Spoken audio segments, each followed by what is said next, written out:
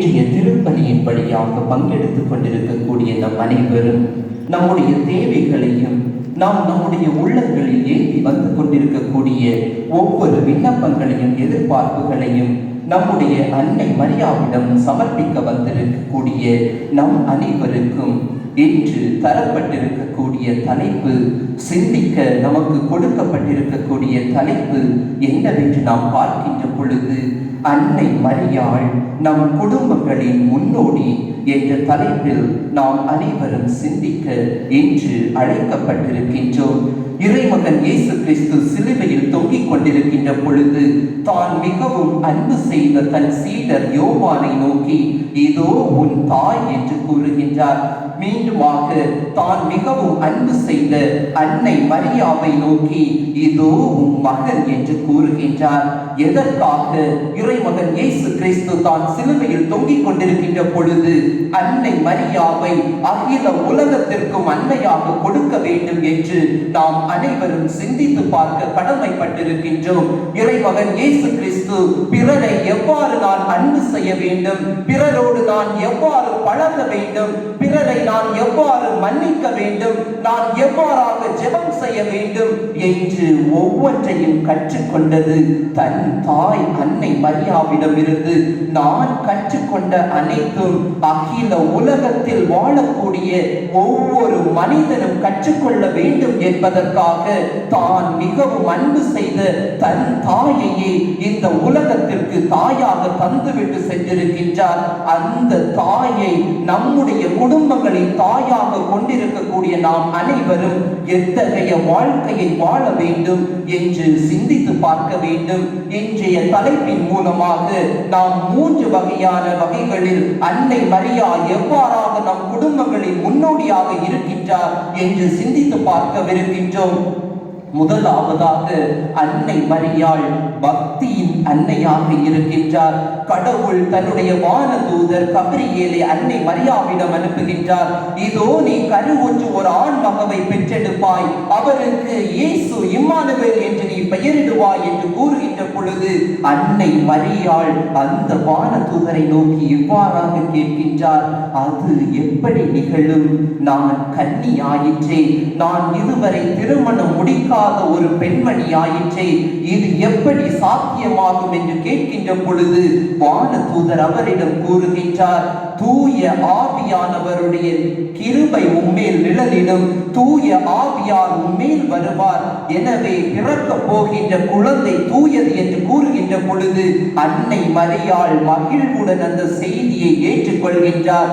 எதற்காக, எவ்வாறு, எப்படி அன்னை மரியாள் அந்த செய்தியை ஏற்றுக்கொள்கின்றார்? காரணம், கடவுள் மீது அவர் கொண்ட அளவற்ற பக்தியின் காரணமாக, அளவற்ற விசுவாசத்தின் காரணமாக, அளவற்ற நம்பிக்கையின் காரணமாக அன்னை மரியாள் கடவுளுடைய வார்த்தையை ஏற்றுக்கொண்டு, இதோ கடவுளுடைய அடிமை, உம்முடைய சொற்படியை எனக்கு நிகழட்டும் என்று அன்னை மரியாள் தன்னை தானே தாழ்த்திக் கொள்கின்றார். அந்த அன்னை மரியாவை நம்முடைய தாயாக கொண்டிருக்கக்கூடிய நம்முடைய குடும்ப வாழ்க்கையில் பக்தி முயற்சிகள் எத்தகைய சூழலில் எவ்வாறாக நடந்து கொண்டிருக்கின்றது என்று நாம் சிந்தித்து பார்க்க வேண்டும்.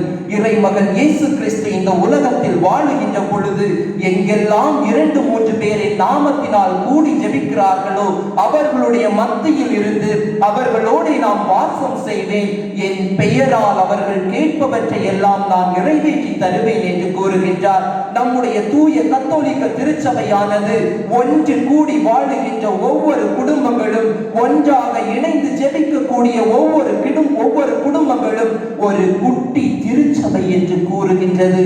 குட்டி திருச்சபையாக நம்முடைய இல்லங்களில் இறைமகன் இயேசு கிறிஸ்து வசித்துக் கொண்டிருக்கக்கூடியவராக இருக்கின்றார்.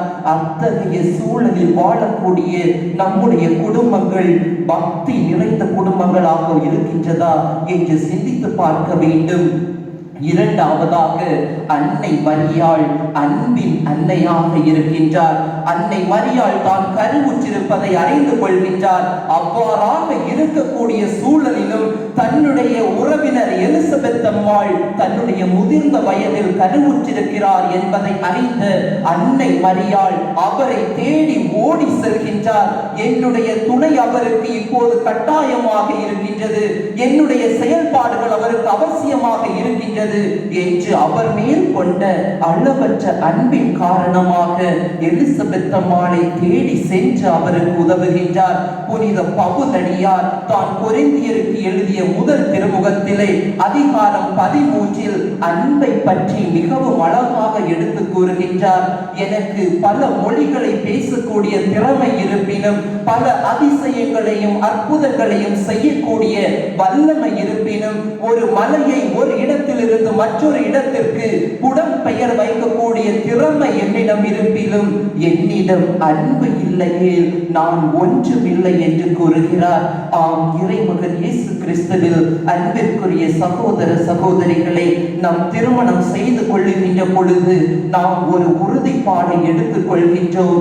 இன்பத்திலும் துன்பத்திலும் உடல் நலத்திலும் நோயிலும் நான் உனக்கு பிரமாணிக்கம் உள்ளவராக இருப்பேன், என்னுடைய இறுதி மூச்சு வரை நான் உன்னை அன்பு செய்வேன் என்று அந்த ஒரு உறுதிப்பாட்டை நாம் எடுத்துக் கொள்கின்றோம். அன்னை மரியா, அன்பு நிறைந்த அன்னை மரியாவை தாயாக கொண்டிருக்கக்கூடிய நம்முடைய உள்ளங்களிலும் நம்முடைய இல்லங்களிலும் அந்த அன்பு என்ற ஒன்று இருக்கின்றதா என்று சிந்தித்து பார்க்க வேண்டும். கணவன் தன்னையே அன்பு செய்வது போல தன் மனைவியை அன்பு செய்கிறாரா? மனைவி தன்னையே அன்பு செய்வது போல தன் கணவனை அன்பு செய்கிறாரா? கணவனும் மனைவியும் சேர்ந்து தங்களையே அன்பு செய்வது போல அவர்களுடைய குழந்தைகளை அன்பு செய்கிறார்களா என்று நாம் சிந்தித்து பார்க்க வேண்டும். மூன்றாவதாக